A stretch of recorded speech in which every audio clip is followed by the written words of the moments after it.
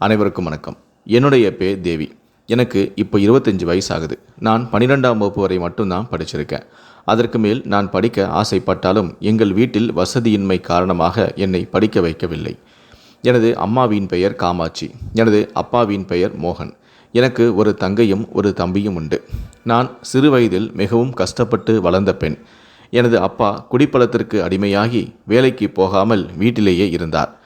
என் அம்மாதான் எங்களை சில வேலைகளை செய்து வளர்த்தும் வந்தார். சில நேரங்களில் வேலை பார்த்து வரும் பணத்தை அனைத்தையுமே எனது அப்பா அம்மாவிடம் சண்டை போட்டு மதுவருந்த வாங்கி சென்று விடுவார்.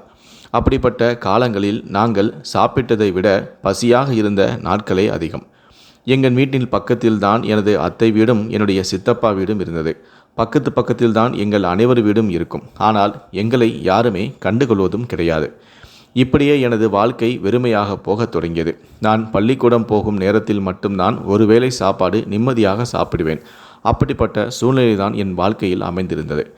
இப்படியாக காலங்கள் ஓட பள்ளி படிப்பு முடித்து வீட்டில் இருந்தேன். எனது அம்மா மட்டும் படும் கஷ்டங்களை என்னால் பார்க்க முடியாமல் அவருக்கு உதவியாக நானும் சில வேலைகளை செய்து அவருக்கு உதவி செய்து வந்தேன். ஒரு நாள் எப்பவும் போல எனது அப்பா மது அருந்துவிட்டு ரோட்டில் நடந்து வந்து கொண்டிருக்கும் பொழுது லாரியில் அடிபட்டு இறந்து விட்டார். எங்களிடம் பணம் இல்லாததால் அவரை அடக்கம் செய்வதற்கு கூட எங்களால் முடியவில்லை. பின்பு ஊர் மக்களிடம் பணம் வசூலிக்கப்பட்டு அப்புறம்தான் அடக்கமும் செய்தோம்.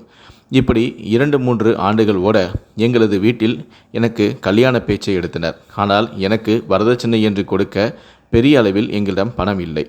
வருகின்ற மாப்பிள்ளையெல்லாம் 10 சவரன் 15 சவரன் என்று கல்யாணம் என்ற பெயரில் என்னை வைத்து பேரம்தான் பேசி கொண்டிருந்தார்களே தவிர யாரும் என்னை திருமணம் செய்து கொள்கிறேன் என்று வரவில்லை. பின் தூரத்து சொந்தமான எனது சித்தப்பாவிற்கு தெரிந்த ஒருவன் பெண் இருந்தால் சொல்லுங்கள் என்று சொல்ல எனது சித்தப்பா என்னை பெண் பார்க்க அவர்களை அழைத்து வந்தார். அவரது பெயர் சுரேஷ். அவர் ஒரு தனியார் கம்பெனியில் சூப்பர்வைசராக வேலை செய்து வருகிறார். அவருக்கும் ஒரு அம்மா, அப்பா மற்றும் ஒரு தங்கை உண்டு. தங்கை இப்பொழுதுதான் 10ஆம் வகுப்பு முடித்து இருப்பதால் அவருக்கு முதலாவதாக திருமணம் செய்ய அவர் வீட்டில் முடிவும் செய்தனர்.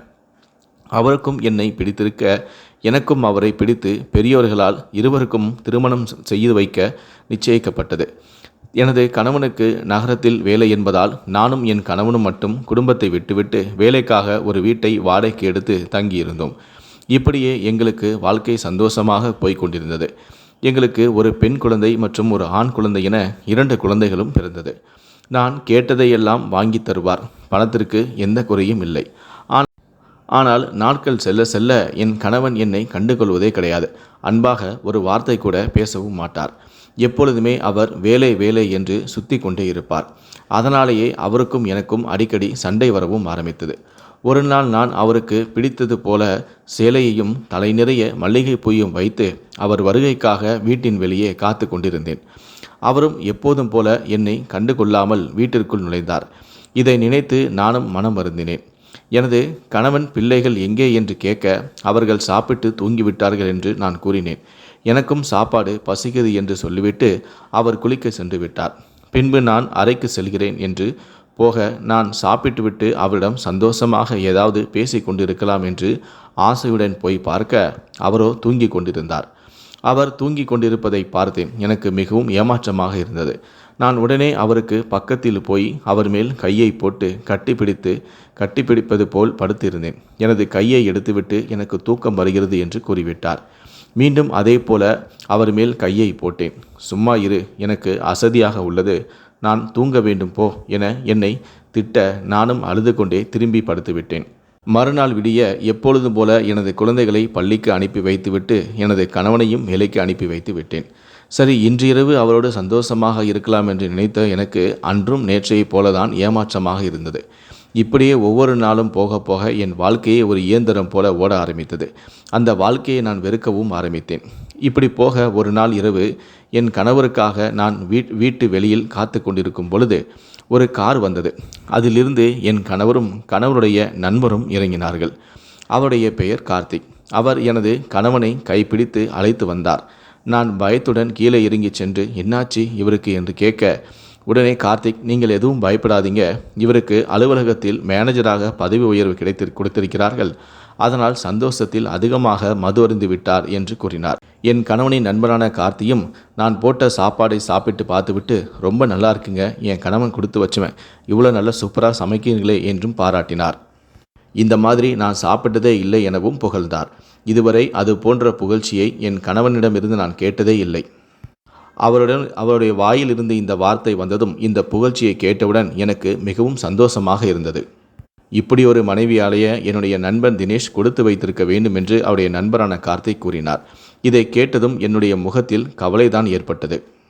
சரிங்க, நான் கிளம்புறேன் என்று கார்த்திக் கிளம்பினார். நான் அப்போது உங்களுடைய நண்பர் கொடுக்க முடியுமா என்று நான் அவரிடம் கேட்டேன். ஏங்க என்னாச்சு? இல்லை, என்னுடைய கணவனுக்கு நான் பல தடவை ஃபோன் செஞ்சால் கூட அவசரத்துக்கு எடுக்க மாட்டார், அதான் ஏதாவது அர்ஜென்ட்டுனா உங்களுக்கு நான் ஃபோன் பண்ணுவேனே என்று கேட்டேன். அவரும் சரிங்க என்று அவருடைய நண்பரை கொடுத்தார். அடுத்த நாள் குழந்தையையும் பள்ளிக்கு மற்றும் கணவனையும் வேலைக்கு அனுப்பிவிட்டு தனிமையில் இருந்த நான் கார்த்திக் பேசியதெல்லாம் நினைத்து சந்தோஷப்பட்டு கொண்டிருந்தேன். சிறிது நேரம் கழித்து அவனுக்கு வாட்ஸ்அப்பில் மெசேஜ் செய்ய ஆரம்பித்தேன். கார்த்திக்கும் மெசேஜ் செய்ய இருவரும் பேசி கொண்டிருந்தோம். இப்படியே இருவரும் தினம் அடிக்கடி அப்பப்போ பேசி கொண்டு வந்தனர். ஒரு நாள் என்னுடைய கணவன் வெளியூருக்கு வேலை விஷயமாக சென்று விட்டார். வருவதற்கு 2 நாள் ஆகும் என்று கூறிவிட்டு சென்றார். என் கணவர் வெளியூருக்கு சென்ற பிறகு நான் கார்த்திக்கு கால் செய்து பேசினேன். அப்பொழுது எங்கள் வீட்டில் பிளம்பர் வேலை நடந்து கொண்டிருக்கிறது, எனக்கு தனியாக இருக்க பயமாக இருக்கிறது, நீங்கள் கொஞ்சம் வீட்டுக்கு வர முடியுமா என்று நான் கேட்டேன். அவரும் அப்படியா, உங்களுக்கு பயமாக இருக்கிறதா, சரி ஓகே நான் கிளம்பி வருகிறேன் என்று சொல்லி கொஞ்ச நேரத்திலேயே அவர் என்னுடைய வீட்டுக்கு வந்துவிட்டார். வீட்டுக்கு வந்து வாசல் நின்று கொண்டு தேவி தேவி என கூப்பிட நான் உடனே வெளியே சென்று வாங்க, ஏன் வெளியே நிற்கிறீங்க, உள்ளே வாங்க என வீட்டுக்குள் அழைத்து வந்தேன். வீட்டுக்கு வந்த கார்த்திக் என்னிடம் என்ன வீட்டில் யாருமே இல்லை என கேட்டேன். ஆமாம், இவ்வளோ நேரம் வேலை தான் பார்த்துக்கிட்டு இருந்தாங்க, இப்போ தான் அவங்க சாப்பிட போயிருக்காங்க அப்படின்னு நான் சொன்னேன். அப்போது நான் உங்களிடம் கொஞ்சம் பேச வேண்டும், கொஞ்சம் வாங்க அப்படின்னு சொல்லி ஹாலில் இருந்த கார்த்திக்கை என்னுடைய பெட்ரூமுக்கு அழைத்து சென்றேன். பெட்ரூமுக்கு அழைத்து சென்ற நான் அவரை பெட்டில் உட்கார வைத்தேன்.